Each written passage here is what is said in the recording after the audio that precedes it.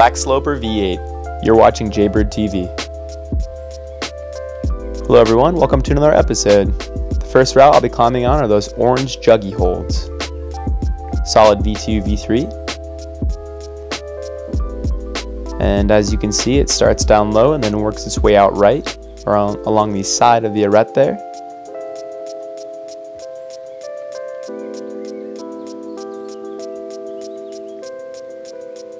Just really nice juggy holds, feels pretty great. Getting a very nice stretch in, trying to have that careful, precise footwork.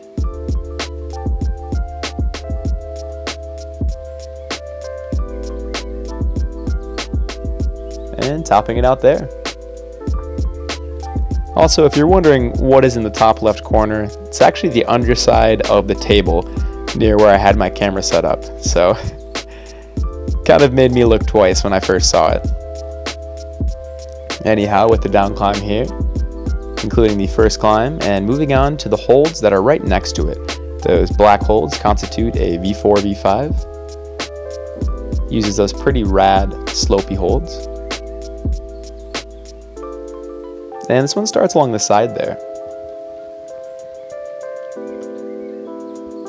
So I do get a heel set. Of course, I'm probably capable of just skipping that, but I love to just practice all those technical skills because on the harder climbs where you do need to use them, really helps to have it kind of locked down. Muscle memory goes a pretty long way. And on the slopier holds here, I am keeping my weight underneath me as much as possible. And trying to use my feet as much as I can as well.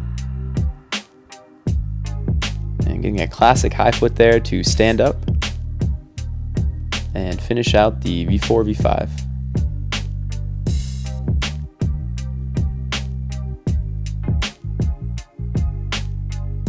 I always find climbs that go on the side of aretes pretty interesting. Alright, we are moving on to the blue holds. V4, V5. I would definitely estimate this one more on the V5 side of things. Some pretty slopey holds. And I thought so, and according to a lot of other people in the gym, one of the tougher V5s they've climbed. So really getting these slopey holds, once again, have to sit your weight underneath of them. And this move out left was pretty powerful. Keep my feet low to match that before working to those slopers on the feature there. And I get a pretty high foot.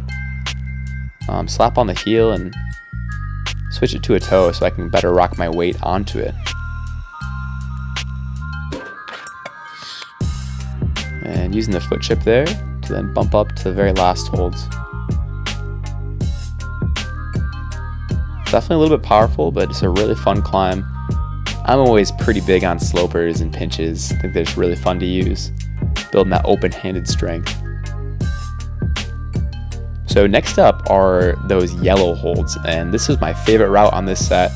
V6, V7, powerful, and then it does get just smaller holds, so almost crimpy, but they're still kind of little slopey holds. So anyhow, in the beginning here, go out left, and then switch your feet. Left is smearing, and then you kind of dyno out to this really nice undercling jug. The move just felt awesome. Felt like you're floating for a second. Work my feet up, another big move. Hit the left hand, get a toe hook set to get the right up. And then I do switch that to a heel to then pull in and hit the top hold in the feature. And those are quite small. From here, another really nice jug. And you just get some high feet and just big move up to finish. I love that beginning move. Super fun, just really committing and tossing your weight into that undercling.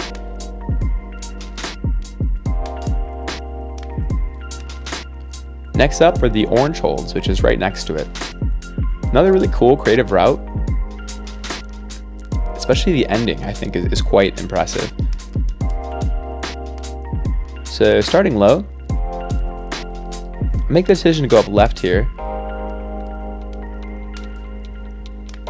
Walk my feet up and then go right. And those holds are pretty good, but if you try to bump your hand out, it's really quite difficult. So I like the crossover beta. Here's where it starts to get interesting. So getting a high foot, you then shift your weight over onto it, but you're unable to reach that unless you turn your right hand into a mantle and press. This allows you to get into the proper position to get your left hand up, and then do a very cool crossover, which enables you to go to finish. Just love that subtle kind of necessity in beta. You could try and power your way through that, but with the angle that the top sloper's on, you really can't. So anyhow, we are now on the Black Pinch V8. This is definitely my style. I really enjoyed it a lot. Some pinches, that gets into a crimpy section. I definitely call the crux towards the top there.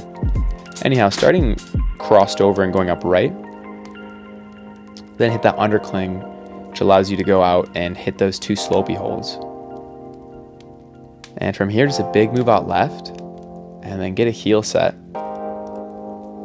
Hit the right crimp, and do move my heel to then bump up and snag that last pinch.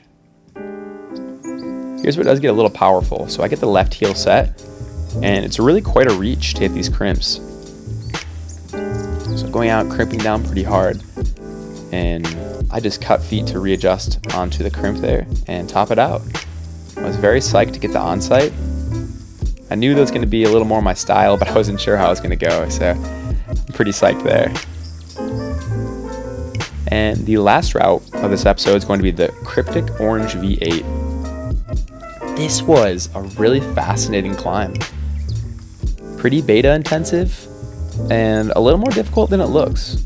I really thought I was going to walk up this thing.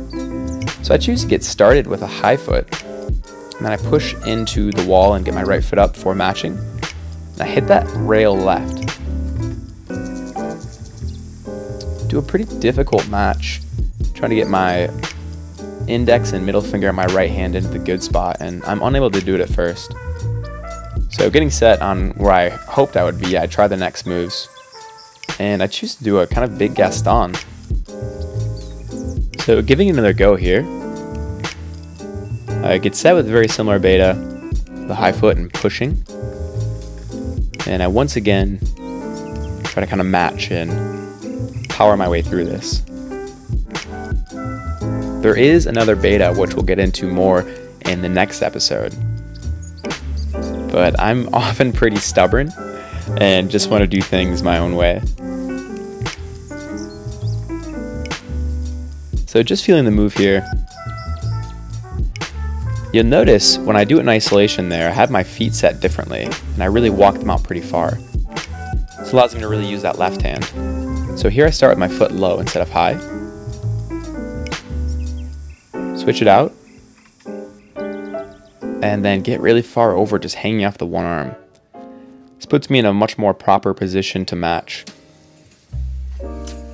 And then from here, I'm able to kind of squeeze, pull up, and hit that left hand, and then bump it out. My foot does pop off. So I'm getting a little closer to the right direction here. Do the cool little spacewalk kind of thing. I really did have to just completely use the one hand, which felt pretty rad. And once again, pulling up, hitting that bottom hold, and then bumping over left. This time I am able to go up to the next hold in the feature, which are pretty small. Thankfully, the angle of the feature does help you use them. I do come down. I was pretty surprised. I didn't really know what to do from there. So once again, just trying in isolation, thinking as if I would have got my right hand up to the top one on the feature. Just curious to see what those moves would feel like. So the right drop knee, left far out. This move is powerful. You fall out, right hand against the wall, and it actually makes a pretty loud smacking noise. And then from here, you kind of slowly work your way up. Match that, and then go to the top. So I know I can do all the moves.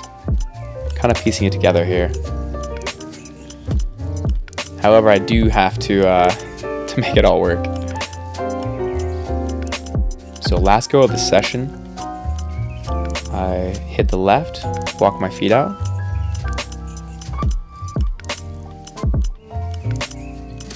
Squeeze and lock off with my right arm. Go up left.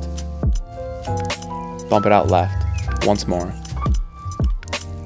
And then match it. And I do completely match here so that I'm able to try and go left up to the next hold. Get my right foot out. And then swing up to the right hand. Another pretty powerful move. Now I know how I need to get set in order to make this next move happen.